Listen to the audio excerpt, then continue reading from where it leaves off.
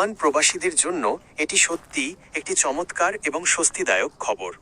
দীর্ঘ প্রতীক্ষার পর ওমানের ভিসা খোলার এই সংবাদটি বিশেষ করে যারা নতুন কাজের সন্ধানে আছেন বা ছুটিতে দেশে এসে আটকে পড়েছেন তাদের জন্য বড় সুযোগ নিয়ে আসবে।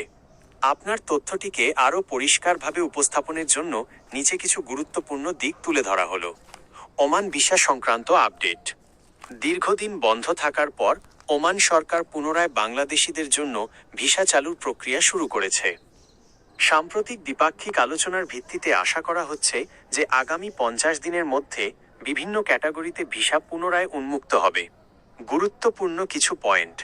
ভিসা ক্যাটাগরি: প্রাথমিকভাবে ফ্যামিলি ভিসা এবং দক্ষ শ্রমিকদের স্কিল্ড ওয়ার্কার্স প্রাধান্য দেওয়া হতে পারে।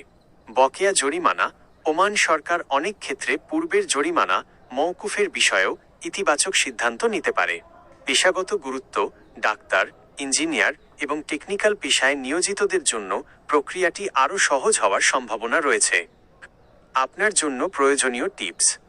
পাসপোর্টের মেয়াদ: আপনার পাসপোর্টের মেয়াদ কমপক্ষে 6 মাস আছে কি না তা এখনই যাচাই করে নিন।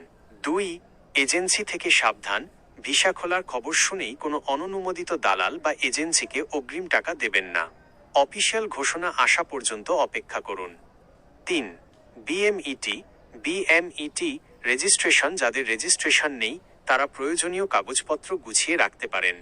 সতর্কতা: যে কোনো আন্তর্জাতিক ভিসা সংক্রান্ত বিষয় শুধুমাত্র সরকারি ওয়েবসাইট বা বিশ্বস্ত নিউজ সোর্সের তথ্যের ওপর ভিত্তি করে আর্থিক লেনদেন করবেন। আপনি কি ওমানের কোনো নির্দিষ্ট ক্যাটাগরির যেমন ভিজিট বা ওয়ার্ক পারমিট ভিসা সম্পর্কে আরও বিস্তারিত জানতে চান?